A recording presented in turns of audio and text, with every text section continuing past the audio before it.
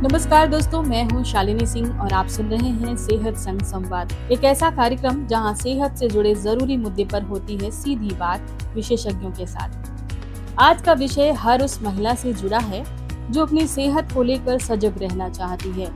हम बात करेंगे बच्चेदानी की गांठ यानी फाइब्रॉइड, अनियमित माहवारी और युवतियों में बढ़ती सिस्ट जैसी समस्याओं पर, और जानेंगे कि होम्योपैथी किस तरह से इन समस्याओं का सुरक्षित और स्थायी समाधान दे सकती है। हमारे साथ हैं डॉक्टर अर्चना श्रीवास्तव, होम्योपैथी की जानी मानी चिकित्सक, जो आज हमें इस विषय पर गहराई से जानकारी देंगी। तो हम स्वागत करते हैं डॉक्टर अर्चना का। अर्चना जी, बहुत स्वागत है सेहत संवाद में। नमस्कार शालिनी। हम सीधे विषय पर आते हैं और सबसे पहला जो सवाल है जिस पे हम जानना चाहेंगे कि महिलाओं में बच्चेदानी की गांठ या फाइब्रॉइड किन कारणों से बनती है और ये कितनी सामान्य समस्या बन चुकी है?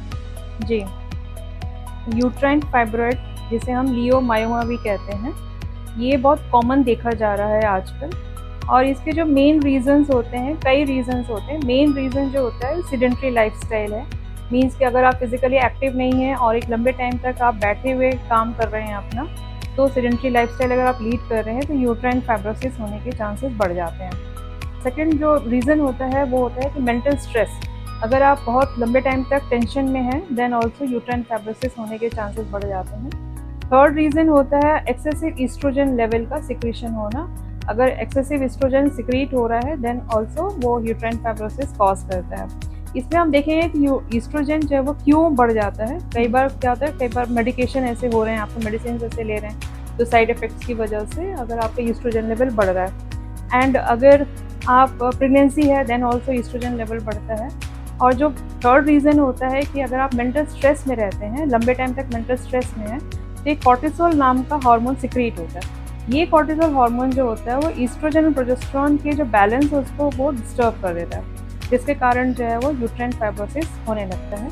एंड फोर्थ रीज़न हो सकता है कि आपका हेरिडिटी हो। मीन्स अगर आपकी फैमिली में आपकी नानी को, आपकी बुआ को, आपकी मौसी को, आपकी मदर को अगर यूट्राइन फाइब्रोसिस की प्रॉब्लम रही है देन ऑल्सो एक चांसेस होते हैं कि आपको यूट्राइन फाइब्रोसिस हो जाए।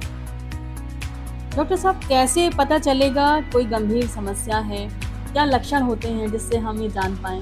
जी, बच्चेदानी की गांठ में कई लक्षण होते हैं, जैसे कि माहवारी के टाइम पे आपका जो ब्लीडिंग टाइम है वो बढ़ जाता है। जो माहवारी के टाइम पे जो खून का स्राव होता है वो एवरेज में जो होता है 3 से 4 दिन का होता है। बट बच्चेदानी गांठ में क्या होता है कि ये जो ब्लीडिंग टाइम होता है वो 10 दिन तक होता है, 15 दिन तक होता रहता है। ब्लीडिंग के साथ जो है वो आपको दर्द भी महसूस होता है, पेट के निचले हिस्से में दर्द होता रहता है। जब माहवारी होती है तो अमूमन जो होता है वो 4 से 6 घंटे तक पेन होता है और उसके बाद वो पेन जो है वो ख़त्म हो जाता है। लेकिन गांठ जब होगी तो उसका जो दर्द है वो पूरे 10 दिन तक, 15 दिन तक बना रहता है। पेट के निचले हिस्से में आपको दर्द बना रहेगा और ज़्यादा खून स्राव होने की वजह से थकान, कमज़ोरी वगैरह लग सकती है आपको। और जिसके अलावा कब्ज की शिकायत हो सकती है और पेशाब करने के टाइम पे आपको दर्द महसूस हो सकता है और कई बार पेशाब जल्दी भी होता है। तो इसमें जो यूट्राइन फाइब्रोसिस में हम देखेंगे कि जो ब्लीडिंग टाइम है वो बढ़ जाता है आपका 10 दिन, 15 दिन तक अगर आपका हो रहा है तो आप डॉक्टर से ज़रूर संपर्क करें। और ये जो माहवारी का हिस्सा जो होता है कि हम कहेंगे कि कैसे पता चले कि ये गंभीर समस्या है, कि अगर आपका दर्द जो है वो लंबे टाइम तक बना हुआ है, आपका जो नॉर्मल रूटीन है वो डिस्टर्ब होता चला जा रहा है, आपको इसके साथ कई बार होता है कि बुखार भी आ रहा है, तो आप जो है वो डॉक्टर से संपर्क जरूर करें। कई बार महिलाओं को ये कहा जाता है कि अगर गांठ है तो ऑपरेशन ही एक रास्ता है। क्या ऐसा ज़रूरी है या होम्योपैथी में इसका इलाज संभव है? ये बहुत अच्छा सवाल पूछा आपने शालिनी, कि इसका क्या ऑपरेशन ही विकल्प है? ऐसा नहीं है, ऑपरेशन ही इसका विकल्प नहीं है। और आजकल ये बड़े बड़े अस्पतालों में ये बहुत धड़ल्ले से प्रैक्टिस चल रही है कि आपको जब गांठ हो रही है तो आप जो उनको बोला जाता है कि आप बच्चेदानी को निकलवा दें। देखिए, समस्या बच्चेदानी नहीं है, समस्या है गांठ, तो इलाज भी गांठ का होना चाहिए। तो होम्योपैथी में हम लोग इस तरह का इलाज करते हैं जिसमें जो गांठ जो है वो अपने आप गलती है दवाइयों से। और इसमें एक ऑन एवरेज देखा जाए तो 3 से 6 महीने का टाइम लगता है इसमें, जिसमें दवाइयों से हम लोग जिसमें गांठ को हम लोग ख़त्म कर देते हैं। और जो मरीज होती है वो एक नॉर्मल लाइफ लीड करती है, उसकी जो माहवारी की जो मेंस्ट्रुअल साइकिल होता है वो एकदम नॉर्मल वे में होता है और एक स्वस्थ जीवन वो जी पाती है। तो मैं आपको यही कहूँगी कि अगर आपको बच्चेदानी की गांठ है तो बिल्कुल भी ऑपरेशन की तरफ ना जाएं, क्योंकि आपको कुछ समय के लिए तो आराम मिल जाएगा। जैसे अगर आप ब्लीडिंग चल रही है तो आपने अगर बच्चेदानी हटा दिया है तो आपका ब्लीडिंग रुक गया, बट इसके बाद क्या होता है, बच्चेदानी हटा देने के बाद जो है आपको नई तरह की समस्याएं आने लगेंगी। तो उसका एक अच्छा विकल्प नहीं है कि ऑपरेशन आप कराएं इसको जी। तो होम्योपैथी में हम लोग बहुत अच्छी दवाइयाँ देते हैं जिससे आपका ये जो गांठ जो है वो इलाज से पूरी तरह ठीक हो जाता है। एक सवाल ये भी उठता है कि इस तरह की जो प्रॉब्लम है ये सिर्फ विवाहित महिलाओं में या प्रेगनेंसी के आसपास होती है या कुंवारी लड़कियों में भी हो रही है? जी, ये बहुत अच्छा सवाल पूछा आपने। कुंवारी लड़कियों में भी होता है ये, और ऐसा ज़रूरी नहीं है कि ये शादीशुदा लोगों में ही हो ये, और प्रेगनेंसी के बाद तो होने की संभावना बढ़ जाती है। बिकॉज इसमें क्या होता है कि इस समय प्रेगनेंसी के टाइम पे ईस्ट्रोजन लेवल जो है बढ़ जाता है, जिसके कारण फाइब्रोसिस होने के चांसेस बढ़ जाते हैं। बट ये फाइब्रोसिस की जो उम्र होती है वो रिप्रोडक्टिव एज में ही होती है। वो मीन्स कि 15 साल से आप 45 साल मान के चलिए कि उसी समय होगी। लेकिन अधिकतर देखा गया है कि यूट्राइन फाइब्रोसिस जो है वो 40 साल के बाद की महिलाओं में ज़्यादा देखा जाता है, और इससे कम की महिलाओं में ये पीसीओएस की प्रॉब्लम को कॉमनली देखा गया है। अच्छा, होम्योपैथी में जो बच्चेदानी की गांठ है और माहवारी की जो समस्या है, इसके लिए कौन सी दवाइयाँ ज़्यादा प्रेफर की जाती हैं, और ये दवाएं क्या पूरी तरह से समस्या को जड़ से ख़त्म कर पाती हैं या इसके लिए और भी वैकल्पिक समाधान के लिए हमें बढ़ना होता है? होम्योपैथी में हम लोगों के पास बहुत अच्छी दवाइयाँ हैं जिससे एक माहवारी की समस्या या बच्चेदानी की गांठ जो है वो पूरी तरह ठीक हो जाती है। ये डिपेंड करता है कि उस मरीज का क्या सिम्टम है, क्या उसके लक्षण हैं। लक्षणों के आधार पे उसका जो मेंटल स्टेटस है या कॉन्स्टिट्यूशनल रेमेडीज़ भी हम लोग देते हैं, उसके हिसाब से हम लोग इसके इलाज करते हैं। इसमें जैसे मेनली हम लोग देते हैं सीपिया हो गया, पल्सटिला हो गया, फॉस्फोरस हो गया, नेट्रम्यूर हो गया। इसमें फ्रैक्सिनस अमेरिकाना मदर टिंचर की भी हम लोग दवा देते हैं, जिसमें 15 बूंद अगर वो 100 ml पानी में मिला के दिन में 3 बार अगर वो लेती है महिला, तो ये बच्चेदानी की गांठ जो है पूरी तरह ख़त्म हो जाती है। और जहाँ तक आपने ये पूछा कि समस्या को जड़ से ठीक किया जा सकता है, तो हाँ जी बिल्कुल, इस समस्या को पूरी तरह जड़ से ठीक किया जा सकता है। और हम लोग इसमें पीरियोडिकली अल्ट्रासाउंड कराते रहते हैं। जैसे अगर हमने बताया कि उस महिला का इलाज 6 महीने चलेगा, तो हर 3 महीने में हम लोग उसको अल्ट्रासाउंड करा के हम लोग देखते रहते हैं कि फाइब्रोसिस का साइज़ कितना कम हुआ है। उसके बाद से वो लाइन ऑफ ट्रीटमेंट हम लोग फिर से तो तय करते हैं कि इसको किस तरह की मेडिसिन की और ज़रूरत है। इलाज का समय जो आपने पूछा है वो अप्रॉक्स 3 से 6 महीने लगता है, बट ये भी डिपेंड करता है कि फाइब्रोसिस कितना है, वो मल्टीपल है कि एक ही है, उसका साइज़ कितना है, तो उस पर भी डिपेंड करता है। अगर छोटा साइज़ है तो वो अप्रॉक्स 6 महीने के ट्रीटमेंट में पूरी तरह वो ठीक हो जाता है। जी, एक और बहुत ज़रूरी सवाल है अर्चना कि आजकल कई युवा लड़कियां असुरक्षित यौन संबंधों के बाद प्रेगनेंसी से बचने के लिए पिल्स ले लेती हैं। क्या इससे शरीर में कोई गड़बड़ी हो सकती है? क्योंकि हम हार्मोन्स की भी बात कर रहे हैं, साथ साथ हार्मोन्स की समस्या के कारण ये समस्याएं आती हैं। तो ये जो पिल्स हैं ये भी हार्मोन से ही जुड़ी हैं, तो इनका प्रभाव क्या होता है? जी, आजकल तो इतना खुलापन आ गया है कि बस वो संबंधों को एक शरीर की तरह देखने लगे हैं कि शरीर का मिलना ज़रूरी है, पर ये बहुत गलत चीज़ हो रही है। और इससे बचने के लिए जो युवा लड़कियां होती हैं वो इमरजेंसी पिल्स ले लेती हैं, जो बाद में जाके उनको इनफर्टिलिटी की प्रॉब्लम्स क्रिएट करती है। वो कंसीव नहीं कर पाती हैं, ओव्यूलेशन उनका डिस्टर्ब हो जाता है। तो मेरी माने तो आप इस तरह की चीज़ों से जितना बच के रहें तो अच्छा है। और जो शरीर में गड़बड़ी हुई है वो तो आप देख ही रहे हैं कि इनफर्टिलिटी की प्रॉब्लम्स आती हैं, इसके बाद जो है वो कंसीव नहीं हो पाता है। जी, कई बार होता क्या है ना अर्चना कि नई शादीशुदा लोगों में बेच देता है कि नहीं हमें अभी बच्चे की प्लानिंग नहीं करनी है, मगर कंसीव कर चुके होते हैं, तो चुपचाप मेडिकल स्टोर से जाकर पिल्स लिया और खा लिया, और फिर बाद में ब्लीडिंग रुकती नहीं है या और भी तमाम तरह की प्रॉब्लम्स आ जाती हैं। फिर आगे लंबी प्रक्रिया को वो झेलते हैं जी। और ये नहीं समझ पाते हैं कि ये समस्या हमें क्यों हो रही है। जी। तो यहाँ पे मुझे लगता है कि अवेयरनेस की ज़रूरत है। तो आप ऐसे लोगों के लिए क्या कहेंगी? देखिए, एबॉर्शन के लिए देखा गया है कि अप टू 3 मंथ्स तक तो गवर्नमेंट भी अलाउ करती है कि आप मेडिसिनली आप रिमूव करवा सकते हैं, बट फिर भी आप किसी मेडिकल प्रैक्टिशनर एंड डॉक्टर के देख रेख में ही ये काम करें तो ज़्यादा अच्छा रहेगा। क्योंकि ये जो पिल्स आप अपने मन से ले लेंगे पर किसी को प्रॉपर पूरी तरह नॉलेज नहीं है उसके बारे में, तो बाद में जाके उसको उन कपल्स को बहुत ज़्यादा प्रॉब्लम फेस करनी पड़ती है, वो कंसीव नहीं कर पाते, इनफर्टिलिटी की प्रॉब्लम्स आती हैं, यूट्राइन फाइब्रोसिस भी देखा गया है। और ये आजकल बहुत कॉमनली देखा गया है कि कपल्स जो है वो घूमते रह जाते हैं, वो बाद में वो कई सालों तक घूमते रह जाते हैं, इस डॉक्टर उस डॉक्टर, इस हॉस्पिटल से इस हॉस्पिटल घूमते रह जाते हैं और उनको बच्चे का या संतान का सुख नहीं मिल पाता है।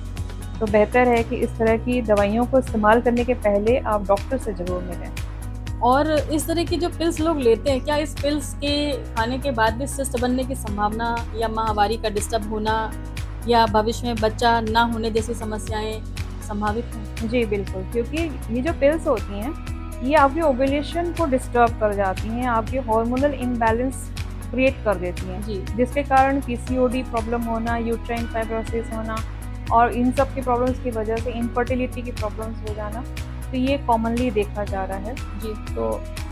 तो हार्मोन की जो गड़बड़ी है या असंतुलन हम कहें, तो इसका भी होम्योपैथी में इलाज है? जी, बहुत अच्छा सवाल पूछा शालिनी आपने कि ये जो है इसका बहुत अच्छा इलाज होता है हार्मोनल डिस्टर्बेंस का होम्योपैथी में। और hormonal disturbance not only physical symptoms create करता है बल्कि मेंटल सिम्टम्स भी क्रिएट करता है। और होम्योपैथी जो है वो माइंड पे बहुत अच्छा काम करती है, क्योंकि हम ये मानते हैं कि पहली जो गड़बड़ी होगी आपकी माइंड में होगी, देन वो आपको बॉडी को अफेक्ट करती है। तो होम्योपैथी में इसका बहुत अच्छा इलाज है। जैसे इसमें अगेन मैं बोलूँगी सीपीआई इसमें बहुत अच्छा इलाज करती है हार्मोनल डिस्टर्बेंस में, नेटोमियर बहुत अच्छा काम करती है हार्मोनल डिस्टर्बेंस, लाइकोपोडियम हो गया, एंड इसके अलावा फॉस्फोरस मेडिसिन हो गई जिसमें हार्मोनल इम्बैलेंस को वो अच्छा काम करती है। पूजा ऑक्सीडेंटलिस इसकी बहुत मेन रेमेडी है जो यूट्राइन फाइब्रोसिस या पॉलीसिस्टिक ओवेरियन डिजीज में अच्छा काम करती है। जी। आजकल तनाव और डाइट की समस्या, नींद की समस्या और मोबाइल की जो लत है वो देखा जा रहा है कि सभी में, महिलाएं खासतौर से घर के कामों से फ्री हुई तो बच्चों को भी मोबाइल थमा देती हैं और खुद भी मोबाइल में लगी रहती हैं। तो क्या इसकी वजह से इस तरह की जो आदतें हैं, हमारी लाइफ स्टाइल जिसे हम कह सकते हैं, इससे भी हमारी माहवारी पर असर पड़ सकता है? जी बिल्कुल, बहुत अच्छा क्वेश्चन पूछा आपने कि लाइफस्टाइल जो आजकल हो गई है ना, बिल्कुल सेडेंटरी लाइफस्टाइल हो गई है। हम एक क्लिक पे सब कुछ हमको मिल रहा है, बैठे बैठाए हमको सब कुछ करना होता है, तो हम लोग सेडेंटरी लाइफस्टाइल लीड कर रहे हैं और स्पेशली महिलाएं ये इसमें ज़्यादा चपेट में आती हैं इसके। जी। और जहाँ तक तनाव की बात करें तो तनाव से आपको मैंने अभी बताया कि कॉर्टिसोल हार्मोन जब सिक्रीट होगा तो हार्मोनल डिस्टर्बेंस वो क्रिएट करता है, जिसके कारण यूट्राइन फाइब्रोसिस या फिर पॉलीसिस्टिक ओवेरियन डिजीज वगैरह होती है। तो अगर हम लाइफस्टाइल को हम देखें तो हम बिल्कुल सवेरे उठ के हम लोग एक्सरसाइज या मॉर्निंग वॉक ज़रूर करें, बिकॉज सवेरे जो होता है ऑक्सीजन जो है एबंडेंट होता है। उस वक्त अगर आप खुली हवा में आप योगा करते हैं, वॉकिंग करते हैं, जॉगिंग करते हैं तो आपको ऑक्सीजन ज़्यादा मिलता है और आपकी जो मेंटल टेंशन है वो भी कम होती है आपकी, और इसके कारण जो है इस तरह की बीमारियों से आप दूर रहते हैं। नींद की हम जहाँ तक बात करें तो नींद आपको बिल्कुल 8 घंटे की साउंड स्लीप लेना है, मीन्स बिना जगे आपको 8 घंटे की अगर आप नींद लेते हैं तो आपको इस तरह की हार्मोनल डिस्टर्बेंस नहीं होगा। मोबाइल जो है वो आप अपने एंजॉयमेंट के लिए, अपने मनोरंजन के लिए इस्तेमाल तो करते हैं, पर क्या एक्चुअली वो आपको मनोरंजन दे रहा है? वो एक्चुअली आपको मेंटल स्ट्रेस क्रिएट कर रहा है, आपको और जो है वो टेंशन में दे रहा है। जी। तो इस तरह की चीज़ों से हम लोग दूर रहें, खुली हवा में घूमें, लोगों से इंटरेक्ट करें, अपने पड़ोसियों से, अपने दोस्तों से बातचीत करें, मोबाइल को एक तरफ करके अपने परिवार के साथ समय बिताएं, तो हमारा मेंटल स्ट्रेस भी कम होता है। हमारा सोशल इंटरेक्शन जितना ज़्यादा बढ़ेगा उतना हमारा मेंटल स्ट्रेस भी कम होगा। जहाँ तक आप डाइट की बात पूछ रही हैं तो डाइट के लिए मैं बोलूँगी कि जितना भी आप low carb, low fat diet लेंगे और ज़्यादा प्रोटीन लेंगे, जितना रिक्वायर्ड अमाउंट ऑफ प्रोटीन है अगर वो आप लेते हैं तो आपको इस तरह की हार्मोनल इम्बैलेंस का सामना नहीं करना पड़ेगा। ये जो बच्चेदानी की गांठ है जिस पे हम बात कर रहे हैं, क्या ये कैंसर बन सकती है कभी? देखिए एक्चुअली लियोमायोमा या बच्चेदानी की गांठ जो है वो नॉन कैंसरस होती है। वो 95% केसेस में होता है कि वो नॉन कैंसरस ही होती है और रेयरली कभी होता है कि कैंसर में वो कन्वर्ट हो, बट हम ये भी नहीं कह सकते कि वो कैंसर में कभी भी कन्वर्ट नहीं होगी। तो अगर आपको बच्चेदानी की गांठ है तो आप उसको ऐसे ही ना छोड़िए, डॉक्टर से संपर्क जरूर करें और उसका इलाज आप जरूर करवाएं। एक सवाल और चलते चलते हम पूछ लेते हैं कि महिलाओं में पीसीओडी बड़ी कॉमन है, खासतौर से लड़कियों में जब इस ग्रोथ एज में आती हैं, पीरियड शुरू हो जाते हैं, तो आजकल हम देख रहे हैं कि लड़कियों के साथ ये समस्या बहुत ज्यादा आ रही है। और बार बार सिस्ट भी बनने की प्रोसेस अब होने लगी है। तो ये क्यों हो रहा है? होम्योपैथी में कैसे राहत मिल सकती है? जी, पॉलीसिस्टिक ओवेरियन डिजीज जिसे हम पीसीओडी भी कहते हैं, इसमें क्या होता है कि ओवरीज जो होती हैं उसमें छोटे छोटे सिस्ट बन जाते हैं। और जब ये सिस्ट कई बार क्या मल्टीपल भी होते हैं, कभी दोनों तरफ की ओवरीज में होते हैं, कई बार एक ओवरी में होता है, और जिसके कारण ओव्यूलेशन जो है वो ओवरीज से नहीं हो पाता। इसमें जो हार्मोन्स जो डिस्टर्ब होते हैं, एफएसएच होता है, एलएच होता है, इसके डिस्टर्बेंस की वजह से पीसीओडी हो जाती है। तो इसके लिए होम्योपैथी में बहुत अच्छा इलाज है, और मैं आपको ये कहूँगी कि इसके लिए कभी भी आप ऑपरेशन ना कराइए, बिकॉज आजकल बड़े बड़े हॉस्पिटल्स में बहुत धड़ल्ले से प्रैक्टिस चल रही है कि आप पीसीओडी हुआ और बोलते हैं कि आप ओवरीज को रिमूव करा लीजिए। इवन यंग फीमेल्स को बोला जाता है, अनमैरिड फीमेल्स को बोला जाता है कि आप पीसीओडी हो गया, आप ओवरीज रिमूव करा लीजिए। ये बिल्कुल ही गलत प्रैक्टिस है। होम्योपैथी में आपको इसमें 3 से 6 महीने तक आप इलाज इसका करवाइए, और आपको पीसीओडी से ज़रूर राहत मिलती है। इसमें बहुत अच्छा इलाज है इसमें। एक और आखिरी सवाल मैं पूछना चाहती हूँ कि महिलाओं को किन बातों का ध्यान रखना चाहिए ताकि उन्हें ऐसी समस्याएं भविष्य में ना हो, और अपनी जीवन शैली में क्या वो आजमाएं कि ये प्रॉब्लम आए ही ना? जी, मैं बस सबसे इतना पहले ही कहना चाहूँगी, आप फिजिकली एक्टिव रहिए। आप योगा करिए, आप किसी डांस क्लास पे ज्वाइन कर सकते हैं, स्विमिंग करिए, साइकिलिंग करिए, आप कुछ नहीं होता वॉकिंग करिए, जॉगिंग करिए। आप फिजिकली जितना एक्टिव रहेंगे उतना ज़्यादा आपको हार्मोनल डिसबैलेंस कम होगा। इसके अलावा लो कार्ब डाइट लीजिए and high protein diet and low fat diet लेंगे तो आपका वजन भी संतुलित रहेगा, आपको सेडेंटरी लाइफस्टाइल नहीं रहेगी, तो आपका ओबेसिटी की जैसी प्रॉब्लम्स नहीं आएंगी। मेंटल स्ट्रेस से आप दूर रहिए। मेंटल स्ट्रेस से दूर रहने का सिर्फ एक ही मैं तो जब कहूँगी कि अध्यात्म से जुड़िए। जितना आप ईश्वर के करीब रहेंगे उतना ज़्यादा आपको मानसिक तनाव कम रहेगा। आपने डॉक्टर साहब आध्यात्म से जुड़ने की बात कही है। यहाँ पे मैं एक चीज़ और जोड़ देना चाहूँगी हमारे श्रोता बहनों के साथ या जो भी लोग सुन रहे हैं उनके साथ, कि नेचर के साथ भी खुद को जोड़ लें। जी, तो बहुत सारी चीज़ें ऐसी हैं जो हर्ब्स के रूप में आपको मिल रही हैं, या प्रकृति के साथ जब आप जुड़ते हैं तो उनकी सेवा में भी जुड़ते हैं तो हम हेल्दी रहते हैं। बिल्कुल सही कहा आपने। और बहुत अच्छी जानकारी है निश्चित रूप से कि हमारी जितनी भी महिलाएं हैं, लड़कियां हैं, बच्चियां हैं, इन चीज़ों को जानेंगी, समझेंगी तो वो एक बात तय कर पाएंगे कि लाइफ में विवाहित हैं या अविवाहित हैं। जब रिश्तों की ओर कदम बढ़ाएं तो ये बात का ख्याल रखें कि आपका शरीर महज शरीर नहीं है, पूरा जीवन है जहाँ पे बहुत सारे इमोशंस हैं, बहुत सारी गतिविधियाँ हैं, बहुत सारी जिम्मेदारियाँ हैं। तो शरीर को सिर्फ महज खेल की तरह नहीं बल्कि शरीर को जीवन की तरह देखने की कोशिश करें, और अपनी ये जो समस्या है जिसके साथ आप खेल जाती हैं, अनवांटेड मेडिसिन या पिल्स आप ले लेती हैं और फिर उसके साथ साथ एक नई दिशा में बढ़ती हैं जहां इलाज पर इलाज शुरू हो जाता है, और फिर शरीर के साथ खेल की जो प्रक्रिया शुरू होती है वो लंबे समय तक रहती है और कई बार उसके परिणाम जीवन भर भुगतते हैं। तो बहुत अपनी सेहत का ख्याल रखिए और अपनी सेहत को प्राथमिकता दीजिए, चाहे वो छोटी सी प्रॉब्लम हो या आने वाले समय में बड़ी प्रॉब्लम बनने की तैयारी में हो। सही समय पर सही फैसला, सही इलाज, सही मार्गदर्शन और नियमित जीवन शैली ही असली दवा है। तो आज के इस सेहत संग संवाद में इतना ही है। मिलते हैं अगली बार एक और नए विषय के साथ, नए विशेषज्ञ के साथ, और इसी के साथ हम अपने डॉक्टर को भी कहेंगे धन्यवाद अर्चना जी आपको। Thank you. तो दोस्तों मिलते हैं अगले एपिसोड में, तब तक स्वस्थ रहिए, मुस्कुराते रहिए और सुनते रहिए रेडियो जंक्शन।